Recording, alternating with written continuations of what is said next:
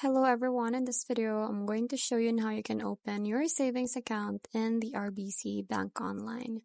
So the very first thing that you have to do is open your browser and go to the rbcroyalbank.com. So you can just search that on your Safari or browser. And then on the menu at the top, you will see here the savings accounts. So just have to click on it, and then if you scroll down in here, you will see it in here. So just have to tap on apply. So you have to pick the right accounts to review the different savings accounts options, and you can click on open now on the one that you want.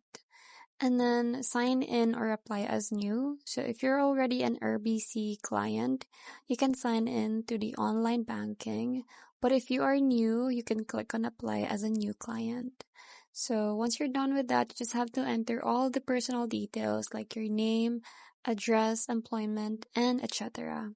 You will also have to provide your ID for information when you are requested.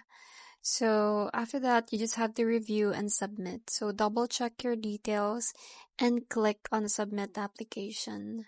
And then once you're done with all that, you will just have to wait for the approval. So you will get a confirmation email. So once you're approved, you can see your new savings account in your RBC online banking. So that's it. I hope you find this video helpful. Thank you for watching, and I'll see you in my next one. Bye!